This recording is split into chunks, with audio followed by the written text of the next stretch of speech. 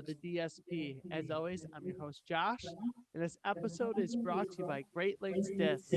Whether you're looking for cool new gear or your new favorite disc, Great Lakes Discs has you hooked up.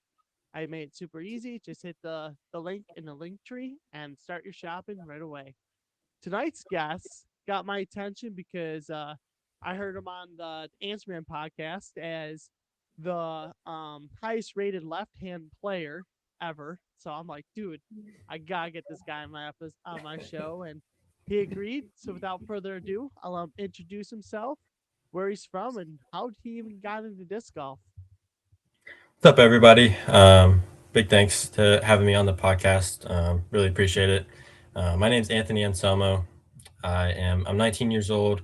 I'm a sophomore in college. I go to UNC Chapel Hill. I have been playing disc golf since I was about 6 years old. So I guess now about 13 years and some change. So I've been playing for a while. So which is interesting because I'm fairly young. But yeah, when I was about six, my dad started getting into it with some of his friends, and then at that point, he kind of was trying to get me out of the house. I wanted to be out of the house, do what he was doing. It was a good way to get into nature, kind of get away from some screens, and so we kind of started playing. And I remember I started with like this like green like actual like a frisbee, not a disc. Um, And I remember like asking him, I was like, "Can I throw from here?" Like not on the pad, at like the course that was closest to us. But that's like how I remember getting started, and I've just kind of stuck with it ever since. With him, he still plays as well, and it became something that was like just kind of part of who I was growing up, and pretty central to like our family and our family dynamic. I'm an only child, so it's just my parents, my mom, and my dad, and me. So it was like it became something really cool to kind of bond over, and we started playing tournaments and traveling, and just kind of blossomed from there. Kept on going, and now uh, as I'm in college and moving on, I've kept playing, and I've gotten pretty decent. But yeah, Yeah, decent is kind of an understatement there. So who's better, your mom or your dad, if they were to verse each other? definitely my dad. My mom doesn't really play much. She's big on just walking, hanging out. Oh, cool. Um, she typically walks with me for a lot of my rounds. She's super supportive. I really appreciate that. But she always says she's like, "Oh yeah, I'll putt some," but she's not too sure about the throwing. We've tried, but Yeah. it's she's never caught on with it, which it's all right. Does she caddy for you during tournaments? Yeah, she'll walk with me. Typically, like I won't let her carry my bag. Yeah. But she'll walk with me for a lot of my tournament rounds, which is super cool. Oh, that is pretty cool. So does she like have enough knowledge where she could be like kind of break down a hole for you, or if you do something wrong, she'd be like, "Hey, you should have thrown this disc like you did earlier in the week." Uh, Sorry, mom, but not quite. no, like she understands disc golf like very well. But it'll still like I'll throw something and she'll be like, "Oh, is that this disc?" And I'm like, "Oh no, not quite. Same color, but it was a different one." But to be fair, my dad still does that too. So but she understands enough to like I mean she completely gets what's going on. And I will say when I was younger and I was a bit like more erratic, I guess, with my throws and like my decision making, she would like every now and then she'd be like, "Hey, maybe you should do this," or like, "Hey, what would dad say about this? Like, what would he think?" But now like as I've gotten older, like she's just there, walks, supports, that type of thing. Yeah. Do you remember when your first ever tournament was, and how you felt going into it? I believe my first tournament was the South Carolina Juniors event. Um, I don't remember super well like how I felt about it. I remember being like excited, that I was playing disc golf with a bunch of other kids because I was still very young at the time. I think I was either 6 or 7. Oh wow. But yeah, so I started playing tournaments when I was young. I just remember I remember not being like super competitive and into it, but just like kind of out there, like kind of whimsical, I guess. To to the point where I vividly remember at the end we were like tallying up scores on like the old school, like you had the scorecard, had to add it up. And I asked, or like after they read the scores, I had the highest score, and I like turned to my dad. I was like, "So I won, right?" Because I was just so used to sports being the highest score wins, and he let me down gently. He was like, not quite, not quite." Um, so like I didn't do very well there, but I guess that I liked it enough, and I played more tournaments, and I eventually got a lot better. Yeah. So speaking of tournaments, do you play like a lot of your local tournaments, or do you find yourself kind of traveling a little bit to get to more competitive tournaments? Um, it kind of depends on like how much we're considering traveling. So I'm like super fortunate to have grown up in the Charlotte area. So when I was young, there were a ton of tournaments in the Charlotte area, and would play a bunch of those. Um, but but now with I'm in the like Chapel Hill, which is like Raleigh area. So still like a great, fantastic disc golf scene. But there, like when I do want to play like the A tiers, I mean, it's not like I can go 30 minutes down the road every weekend. With that being said, there are multiple A tiers that are within an hour of here, which is awesome and fantastic. But if I am trying to, like I did last summer, I played as many A tiers as I could over the summer. So I was going to like Tennessee, um, and then there were, I was super fortunate. North Carolina is awesome. There were I think 4 A tiers in a row in North Carolina, Ooh, which is crazy. But I mean, North Carolina is large enough that you have to go 4 hours this way, then 2 hours that way, and 3 hours this way each weekend. Um, so I mean, like regional travel, yes, but I'm not I'm not touring, so I'm not going to crazy places often. I have played a few pro tours. So in 2024, I played Ledgestone. Um, so like every now and then, I will travel um, outside of like this southeastern region. But a lot of my tournaments are localized here, and I will play every now and then like the smaller tournaments that are like local to either the Charlotte area where I grew up, or this the Raleigh region where I am now. that's pretty cool. Um, for the pro tour stops that you did you get to play with like any of your favorite pros at all, or did you like get any tips from them, or how was that?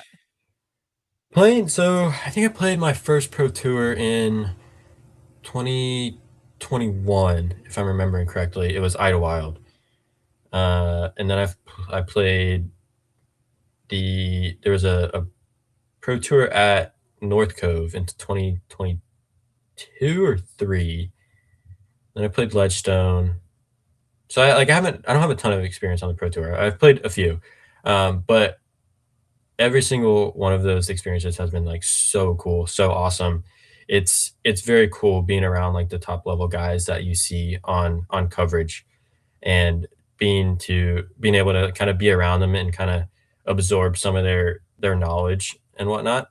I remember at Idlewild, I played think I think it was the last round on a card with Paul Ulibarri, Ooh, and Uli. yeah, Yuli's a big name, and we were right around the cash line, um, and so he had a decent gallery following him, you know, because he's a big name, and it was good timing for like people could watch him and then go watch the lead card, and so like that was one of the first times I remember like actually playing in front of a gallery, and so like that's just like that's super cool. It's really cool experience, and then like as far as advice, like I remember Yuli that round, I threw a B on hole two at Idlewild, and I was gonna like just like take my normal meter off like the OB line, and he was and it was an awkward spot, awkward lie, and he was like, "Hey, you should actually like because you can take it as far back on the like the line of play from when out of bounds. And he was like, hey, you should actually do this. It'll help you. So like, I mean, super grateful for that because I'd have been throwing from a crap spot if it Yeah. wasn't for that. So like that's cool and like that's I'm very appreciative of that. But like they're a lot of them are super cool and like very gracious and like they want to see like young guys like they want to see them succeed, which is super cool. But I mean, I've played at like the few pro tours. I've played with a bunch of cool guys. I played with Macbeth one round at Ledgestone, which is I mean it's about as cool as it gets. Yeah. And like I'm not somebody who like was the like most into like professional disc golf and like watching it all the time. Um, but I mean, it's still like super cool to be able to play with the guys that are on coverage all the time.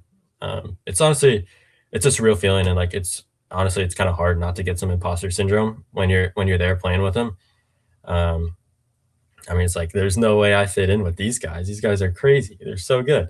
Um, but I mean, as I've played more pro tours, it's like kind of a growing process. Like, hey, maybe I am one of these guys. Not to, I mean, not to the level because I'm not on tour. Yeah. Not getting on coverage every weekend like some of them. But I mean, it's super cool experience, and I've learned a lot from them. Now, could there be any chance that you decide, hey, maybe I could dabble a little bit more into maybe possibly touring? Yeah, so it's something that like I'm, you know, toying around with in my mind. As far as this year goes, I'm hoping to play in the pro tour that's going to be in Charlotte, and then I'm hoping to play in Ledgestone. Maybe one or two more that line up in the summer, and then hopefully I can qualify for USDGC. Again, played in USDGC last year, fantastic experience, super cool. Um, so that's like kind of this year. It's kind of tough, really building like a tour schedule around just being in college. I have about 3 months where I realistically like could make it work. Um, Hmm. but like I'm in college. I'm a sophomore in college, and I'm gonna graduate. I'm gonna get my degree, and then after that, we'll kind of see where it goes. There's a chance that, yeah, hey, maybe I take a year and I try touring out. But there's also a chance that maybe I don't ever tour, and which is weird to say for just like thinking about it based on my rating. And it's an odd thing to be like this good at something like compared to like the population and maybe not pursue it Yeah. uh, as well as I could. So it's definitely weird, but like I, growing up, I never had the idea of like I started so young that like the tour wasn't really like as much of a thing. So it was never like, yeah, I want to graduate high school and then go on tour full time. It's I was never how I thought. I've always wanted to go to college, get a degree. So we'll see. I mean, that's for sure up in the air. I would love to have the opportunity to like maybe try it for a year or something like that. But if it doesn't line up with schooling, if I want to go to grad school or something like that, if I have like a job that I could go straight into, maybe it doesn't happen, which is crazy to say. But I mean that's kind of just the reality of it. But I know that no matter what, I'm gonna keep playing disc golf at the highest level that I can. Hopefully, playing as many A tiers as I can. Hopefully, as many pro tours as I can. But we'll see how that all falls. It's definitely going to be an important 2 to 3 years in the next 2 to 3 years to kind of determine what happens with all that. That's pretty cool. Um, so what is your favorite course that you've played yet? That's a tough question. I uh, I really enjoyed Idlewild when I played it for the pro tour. I thought that it was very unique with some of those greens and how they're like kind of like the artificial turf and like the islandy kind of stuff. Hmm. Very unique. Thought the course is just solid altogether. It's my kind of golf. I'm from North Carolina, so I love some woods golf, and that's a lot of what Idlewild is. There's some really fun shots. Really, I feel like there's some like decently iconic shots out there that it was just a really fun course, and it's one of like you want a course to you want to like really enjoy it while you're playing it, even when you're playing it in like such a high intensity and high pressure situation like a pro tour event. So like that's the one that comes to mind. And then I think I have to give a little shout out to Buckhorn disc golf course here in the Raleigh area. Buckhorn is super old course, been here forever, and but they recently redesigned it for the Tim Selinsky's Masters. They put new baskets in, new pads, changed a few things up, and it's become my favorite course in this area by far, and one of my favorite in North Carolina by far. It probably is my favorite in North Carolina. It's super fun but tough woods golf. Just a lot of cool lines. I mean, it's just you're playing around a lake on some of the holes. You'll have death putts with water 10 feet behind it. You're throwing over water. It's I don't know. I love the course, and I feel like I have to give it a shout out there. It's a fantastic course. If anybody ever has the chance to play Buckhorn, please do it. I know in Raleigh, Diablo gets a lot of love, and Diablo is great. Don't get me wrong, but Buckhorn, Buckhorn's awesome. Cool. I'll add that to my dream list someday. Do it. So if you had a tournament coming up, like what does your week of preparation look like leading up to the tournament? So when I have a tournament coming up, I try to putt every day. Like that's kind of non-negotiable, and that honestly like that gets a bit tough when I have being in college. So like if I have a week where I have like maybe an exam or two and I'm trying to study, it gets a little tough. But like it's I want to give my best to my studies and stuff, but also to disc golf.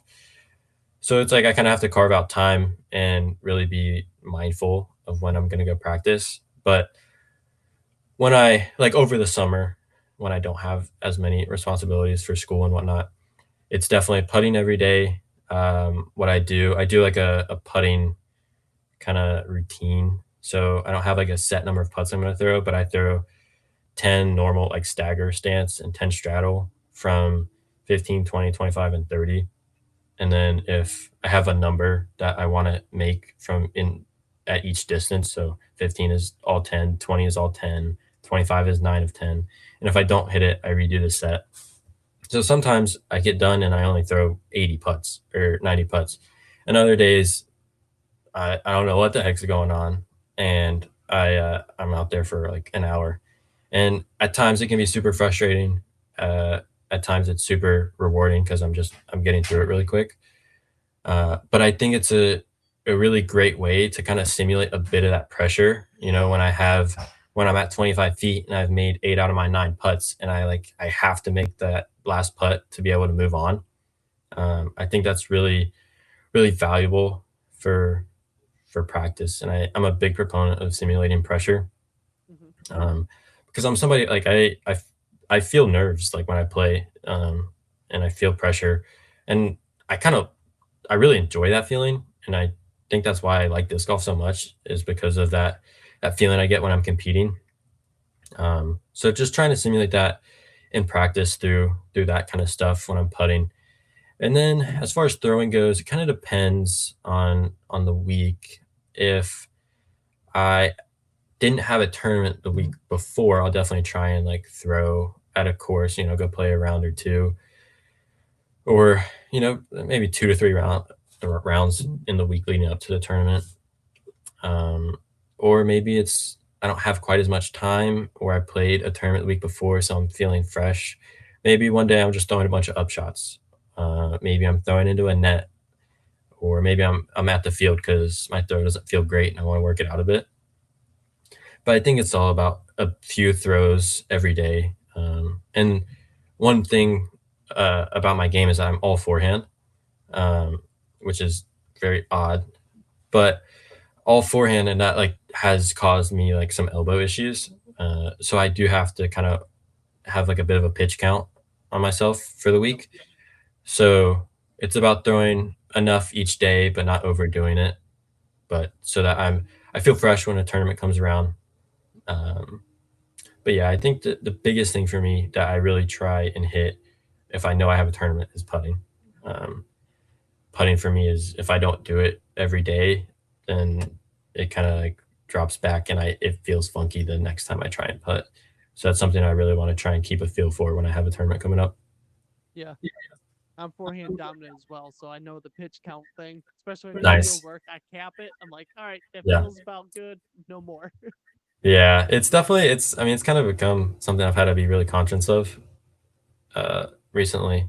And as I've kind of developed the elbow pain, which I mean it's unfortunate and it's definitely like the main reason that like I actually do need to learn a backhand. Is just to kind of get away from that pain. But it's it's kind of part of it now, so just got to be kind of mindful of it and whatnot. Yeah, that makes sense. Um, so getting to the point of being the highest rated lefty player, was that like a goal, or is that something that just kind of happened over time? Yeah, I definitely wouldn't say it was a goal, really. I mean, I've been playing for so long since I was 6. Like as I've progressed, I the only like huge goal that I had when I like started to get better was I wanted to hit 1,000 rated, and like that was a huge goal for a while. Um, and then after that, I hit it, and then it was like, all right, cool. And I dropped back down under it a few times and kind of hung around there for a while. But it was just then it became just kind of like, all right, I just want to get better and you know bump the rating as much as I can, play well in tournaments, and I stopped thinking a ton about rating. And I kept climbing, kept climbing. I think I was like 10, 19 in like last February, and then like just shot up over the last year. I wish I knew like the cause, but I've just been playing well. Things have been clicking. And so like it never really was like, oh wow, I really want to be the highest left-handed player of all time. Like I think that's huge. I need to do that. That's never really how it was. It kind of just happened. There was an update after maybe the December update. No, the November update, I think. Yeah. That I jumped up to 1038 and I was kind of thinking, I was like, oh wait, this is tied for a highest rated lefty of all time. I was like, that's really cool. Um, and then I that's kind of when I started thinking about it. And I mean, I wouldn't say it was like yeah, I have to do that. It was just like man, that'd be really cool. So I Yeah, mean, I guess, yeah, it became a bit of a goal. And then played a college event where I only had like one round go on and didn't play well. So it dropped back down. And then I played an event at the beginning of this year, an A tier, played well. And then that ratings update, it jumped up above it. And I was just, I mean, it's super cool. It's really awesome. I'm like super happy about it. But I mean, to be honest, it wasn't something that like I had my eyes set on for a super long time. But it's cool. And like I never ever thought that I would get to that point. Um, it's kind of interesting to see like looking back at all the great lefties that there've been and being like, wow, I truly like cannot believe that I'm higher rated than like these guys ever were. Like it doesn't really feel like it. Um, yeah, but yeah, it's super cool, super cool. that's pretty cool. So, what drew you to dynamic disc, and what was it like when you originally received your acceptance letter or email? So sponsorships when I was young wasn't something that I like sought out. So it wasn't I didn't go like emailing a bunch of companies like, hey, I really want to get sponsored, that type of thing. My parents and I, we kind of just viewed it as like if it happens, it happens. If somebody reaches out, then that'd be awesome. Um, and so that's kind of what happened with Dynamic. They after 2018 Worlds, Junior Worlds was in Emporia, Kansas. And I ended up winning the MJ12 division.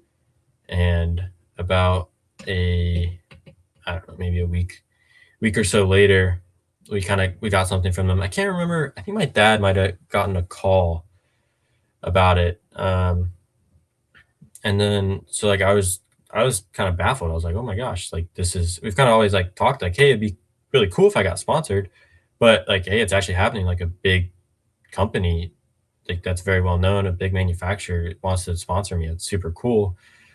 But in this like the same time, like I wasn't sure. I didn't throw a ton of trilogy at that time. Like my bag was very mixed, and no matter who like came reaching out, it was gonna be like a big switch up, and like I would have had to make a big decision. Like, hey, do I want to make this leap or not? Because I really enjoyed being able to like throw the open bag.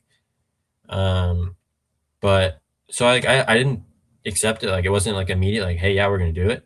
I kind of sat on it for a little bit, and then like as I thought about it, I was like, yeah, I think I do want to be part of team dynamic.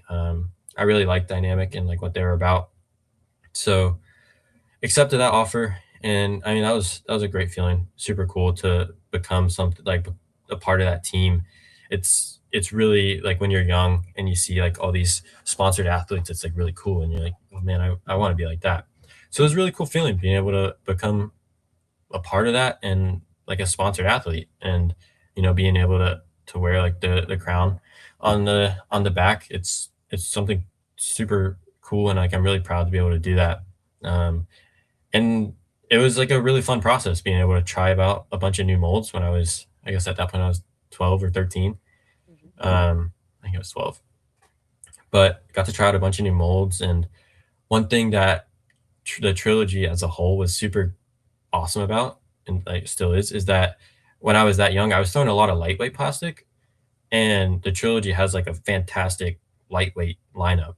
They have like all the air stuff and from like all three um, brands, and it was just like it was perfect because I was throwing a lot of lightweight stuff at that time, and I was able to transition to a lot of the air stuff. I like started my distance driver became the Lucid Air Trespass.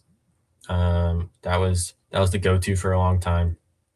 Um, but yeah, like I got to try out a bunch of new discs that were new to me, and it was a really cool process being able to switch over, become part of the team, and then my next I think it was the next tournament I played, like the first tournament being sponsored by DD.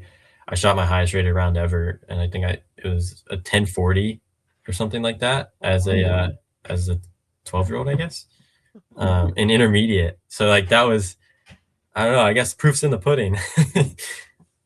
But no, it's cool, and I've I've been grateful to DD for that and for picking me up every year since. I think it's been I guess this is I think the eighth year that I've been with DD, and it's been great.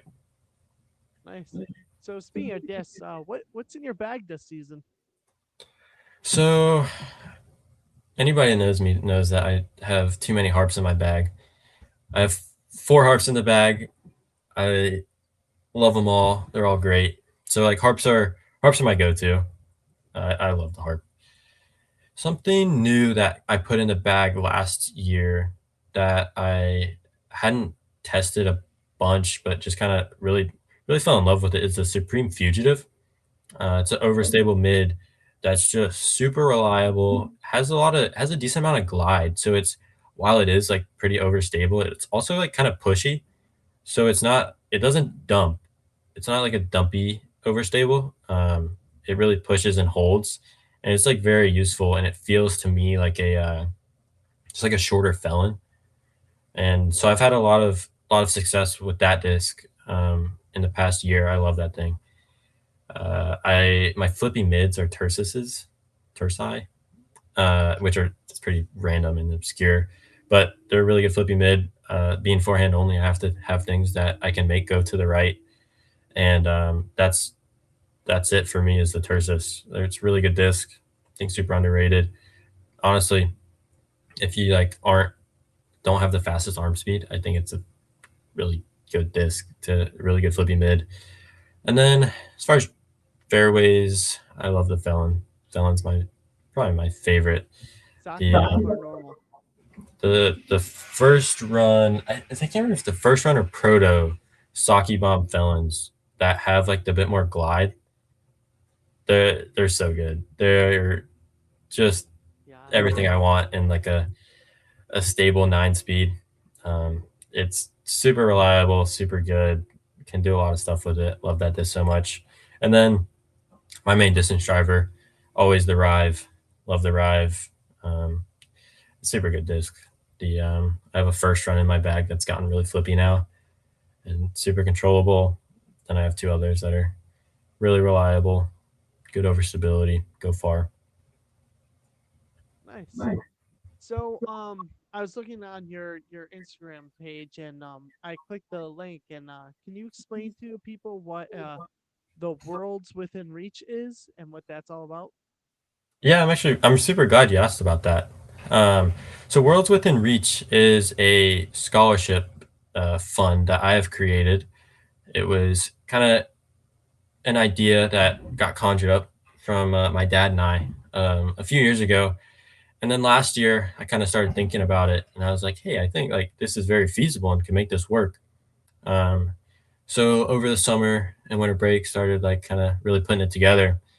So what it is it's a scholarship that's going to help send a junior disc golfer from the North Carolina, South Carolina, Tennessee, or Georgia. It's going to send one of those a kid from that area to the Junior Disc Golf World Championships.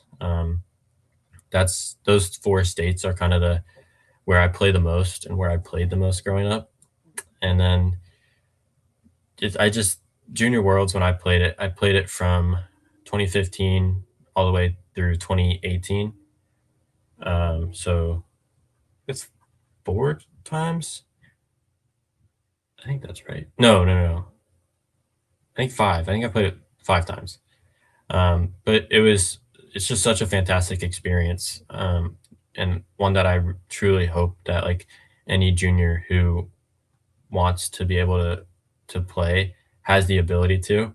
Um, and that's kind of why I've started this scholarship, because I want to kind of give back, uh, to the the tournament that like really like was kind of hooked me on disc golf almost. And it's like I like disc golf, but having the ability to like go play worlds every year was just like it was such a good thing. And it my like disc golf game kind of always revolved around it. I was like, all right, need to be peaking at worlds. I need to be playing my best disc golf in the summer when worlds comes around.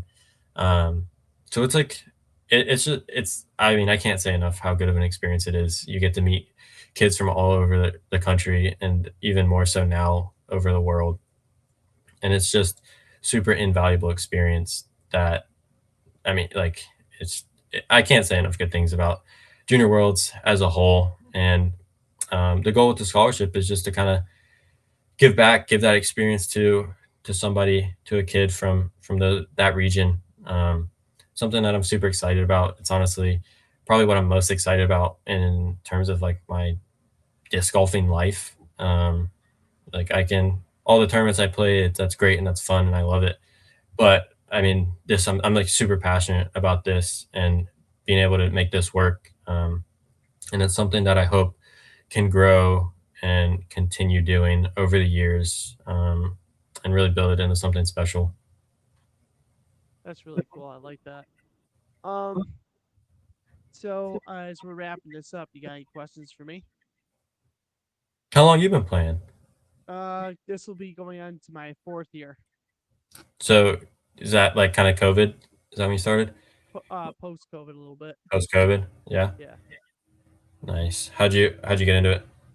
A buddy from a buddy of mine from work took me out to a course after I was making fun of disc golf for a couple years, saying how lame it was. He took me out to the course. I sucked at it, and I got hooked. So Yeah, that's kind of how it goes.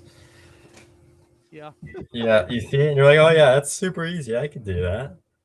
yeah. I was telling him how lame it was, and a bunch of people who throw frisbees are a bunch of losers at parks. And then, then of course, I became one of those. So I love it. yeah. Any other questions? What are your go-to discs? I love knowing what people throw. I think it's super fascinating. Saki bomb felon for the forehand flex, and Love it. then for approach shots, I'll go with the anvil all day Okay, long. yeah, Anvil's great. Yes. And then for like a distance, if I need a distance flex, I will go for the Saki Bomb General. Yeah, I have a general in my bag now. Yeah. I really like the general for like that, like the controlled flex lines. Yes. Just it's a good disc, super reliable. Yeah. And then just recently I figured out I can hyzer flip beforehand. So I've been using the Grace for that. Yeah, that's a good disc for that. Yeah, Yeah. the I love a good hyzer flip on the forehand. Yeah. Um, if you're forehand dominant, you kind of need to be able to do that a little bit. Yeah. And And it's that it's Grace super just cool. goes forever. Yeah, the Grace is super glidey. I don't have a Grace in my bag, but I think I might start trying it, see if I can work it into the rotation. Yeah. I've heard a lot of good things, and I've thrown them, and I did used to have one in the bag, but I think there is like a slot in my bag now for it. Um, yeah, I think I might try and work that in for sure. And then as you're learning backhands, like I recently learned how to backhand. That was the new thing last year. I actually learned how to Yeah. backhand. Definitely get yourself a couple Rivers and St. Pros. Those things will make Okay. it look like you can throw a backhand when you really can't, but they'll make it look like it. I think I have a few St. Pros up in the up there. I really got hooked on like the St. Pro last year for Hmm. for forehands just because like they're fairly neutral, and I needed something in that slot. It's out of my bag right now, but it might work back in. But I haven't thrown them on a backhand. I bet it'd be a good backhand disc. Yeah, they just go forever, and it makes it look like you can really rip them, and it's like I'm not a backhand person at all, so Yeah, it works. I'll have to try a river too because the rivers have like something like seven glide or something stupid like that. Yeah, it's a 7711, I think. Yeah, I'll have Yeah, to get a river, make everybody think I can throw a backhand though. yeah. Anything else? I don't think I have anything else. All right, cool. For my final question for you, where can people find you on social media so they can follow you on your journey? Yeah, so on Instagram is the easiest way. My Instagram handle is Anthony_A_DD. Um, that's number one way. Give me a follow. Um, other than that, go please go check out the Worlds Within Reach scholarship. That's a big thing that I'm feeling super passionate about, and I want that to make its rounds, and I want people to know about it. Um, just so that juniors can see it and know that that's an option, to apply for it and potentially get it and potentially be able to go to junior worlds when maybe they wouldn't have been able to otherwise. Um, the so on Instagram at Worlds Within Reach. If you go to my profile, the I have a post where it's like a collab post with it, so you can get to it from that way. Um, I also have the website for the Worlds Within Reach scholarship linked on um, my my Instagram in the bio. Hmm. So checking that out and sharing that around, that's honestly like that's the best way to support me right now, for sure. And then beyond that, I mean, I'm on Facebook. Find me on Facebook. Shoot me a friend request. And then like go check me out on YouTube. Like there's some coverage that has come out in the past year where I'm throwing. Central Coast did. I got on Central Coast for 3 rounds at Myrtle Beach Open in November. That was a great time. But yeah, I mean, like go check me out on some coverage. Just become familiar with my game so you can tell somebody else. And maybe you'll see me on tour in a few years. Maybe you won't, but you'll for sure see me at some tour spots though for this year and hopefully the coming up years.